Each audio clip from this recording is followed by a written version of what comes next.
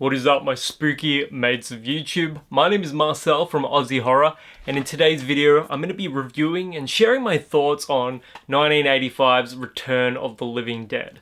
So if that sounds good to you, let's get into the video. Spooky, scary skeletons speak with such a screech. What, did you think he was gonna hack me up into little pieces or something? Return of the Living Dead from 1985 is one of those iconic 1980s cult classics. It's had an almost unprecedented influence on the zombie genre and on pop culture as a whole. So, do you remember that scene in The Simpsons Treehouse of Horror 3 where they've got the Dial Z for Zombie part of the episode, and basically in the episode, the zombies are looking for brains and they go up to Homer and they try and eat his brains, and then they like walk up to him, they grab his head and they say there's no brains in there. They're my family. Take me, take me.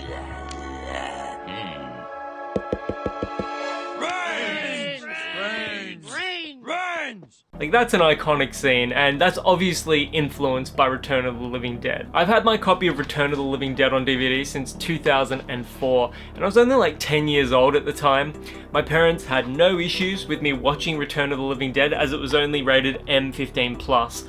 Or if you're an American, the equivalent rating is PG-13. The movie is far from the most extreme example of the zombie genre, but it does feature a lot of nudity, so if you're sensitive to either violence or nudity and sexuality, just be aware of that before you go into the movie. I think all of it is offset though by the comedy that's featured in the film, and that doesn't get spoken about enough, I feel, the comedy of the movie as a whole. It's actually a very funny movie, and so is Return of the Living Dead Part 2, but more on that another day probably. Return of the Living Dead is a great example of a horror comedy before Shaun of the Dead.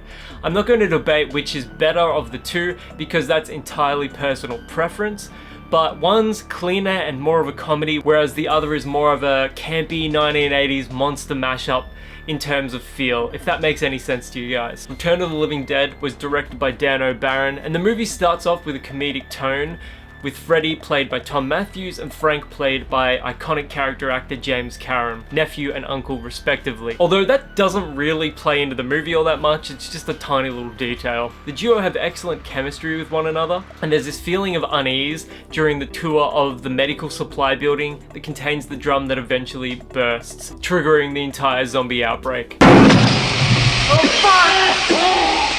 As you would expect in a movie like this, the drum containing the zombie and the trioxane gas that causes the outbreak is unleashed after Frank hits the side of the drum while being basically clumsy and assuring Freddy that the drum is military grade and it's not going to be harmed by their tampering with it. One of the more memorable moments from the film is after the gas is unleashed and they are looking at the split dogs that are on the ground and they're panting. It's a grisly effect that still manages to be funny at the same time. Once the carnage starts though, it doesn't really let up. The movie has a chaotic, punky energy to it, and I absolutely adore that about the movie. It's also an extremely loud movie. There's so much screaming and the characters screaming over the top of one another.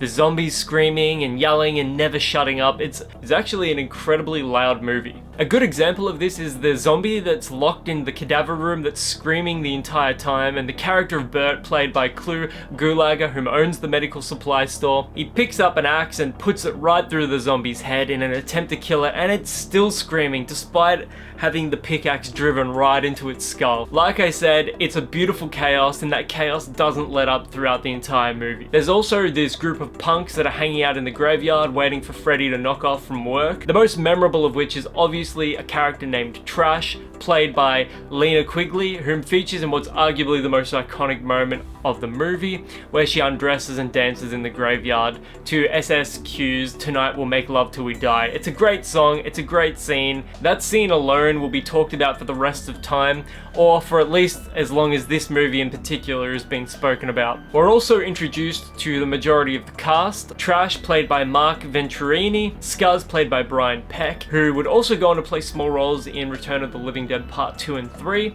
and he's the only actor that technically features in all three of those movies. Miguel A. Nunez Jr., who plays Spider, Freddy's girlfriend Tina, played by Beverly Randolph, Chuck, played by John Philbin, and Casey, played by Jules Shepard. The majority of these actors are going to feature prominently in other genre movies, a lot of horror movies. I mean, Liana Quigley is known for being a scream queen along with Jamie Lee Curtis as well. She starred in so many low-budget horror movies throughout the 1980s. Miguel Nunez Jr. also, he's in the movie Life with Eddie Murphy and Martin Lawrence, and he's actually really funny in that movie. He's one of the more memorable characters in it as well. As for the characters themselves, some of them stick around, some of them don't. You're obviously going to have to wait and watch the movie yourself, because I'm not going to spoil it here, but some of them live till the end and some of them don't. Well, I guess I won't say anything else about it, but you'll see what I mean if you watch the movie. Again, I just love the entire energy of the movie. The score is this beautiful, really 1980s horror synth sort of vibe.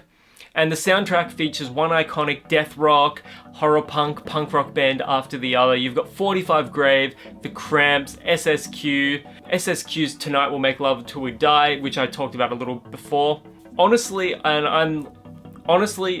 this movie and its sequel, Return of the Living Dead Part 2, have some of my favorite soundtracks of all time. Although the second one is more of your standard 1980s rock and metal, whereas the first film has this punky death rock horror punk vibe. Imagine the band The Misfits making a movie, and you've got a pretty good idea of what you're getting yourself into with Return of the Living Dead Part 1 and 2. But obviously we're focusing on Return of the Living Dead 1 here. The actor Don Carfer is eventually introduced as Ernie Kaltenbrunner, who's this quirky guy that runs a mortuary, and you know as soon as that the mortuary gets introduced into the movie, somebody's obviously going to get cremated. It's often been said that the character of Ernie is actually a Nazi that escaped Germany in World War II, chiefly because the pistol that he uses is German, the song that he's listening to while he's performing like an embalmment on a body is The Panzer Rollin' in Afrika Vorps by Norbert Schultz, which was effectively the main song of the Afrika Korps of Germany, and the fact that he runs a crematorium essentially. But obviously you're going to have to make your own connections there. I'm not going to elaborate on that particular point further. It's something subtle and you may not notice it, especially on your first watch through of the movie, but it's also so dark at the same time, and it really adds some depth to this character, and it's sort of like hidden depth that you may not pick up on. Ernie and the character of Bert that owns the medical supply store, and there's no coincidence with their names Bert and Ernie, it's an obvious nod to Sesame Street. They've known each other for at least 25 years, and needless to say, their friendship is obviously tested throughout the course of the movie. But how does it hold up as a zombie movie? When you put on a movie like Return of the Living Dead, you expect zombie action and undead carnage, and it doesn't disappoint. Although nowhere near the goriest zombie movie in the entire canon of zombie movies, it actually works to the movie's favor because it's trying to be funny at the same time as it is trying to be scary. These zombies are just ridiculous, and they're also smart as well. They try and set traps for characters, and in one of the film's most memorable scenes, along with the graveyard scene, you've got the zombies luring more paramedics via the radio transmitter, and one of the zombies goes, "Send more paramedics," and it's... Come in dispatch. Send more paramedics. It's just so funny. It's ridiculous in the best possible way. The Tar Man in particular, and arguably the zombie that's sort of like the catalyst to the movie, is the most memorable of all the zombies. He looks so utterly disgusting, dripping with rot and goo. I honestly love it so much. As a kid, I remember finding these zombies really unfair. Like, I preferred the Night of the Living Dead, the Romero zombies if you will, because those zombies, although, you know, extremely difficult to kill, you could kill them just with headshots, whereas these zombies are literally unstoppable unless you burn them to ash. But that also helps to give the movie some stakes, because the zombies can't be brought down with headshots as is most common in the genre. It genuinely gives these zombies a feeling of being unstoppable, and that does add some tension to the movie. The crescendo, the climax of the film is just ridiculous in the best way possible. I will say though, the ending of the film can come across as very abrupt and sudden, and if I had to pick one major flaw in the movie, I just kind of disliked how abrupt that ending is. Like, it makes sense when you like connect it to the military reference earlier on in the movie, but for the most part, it just doesn't work out for me, and that was the one aspect of the film that I probably would have improved on.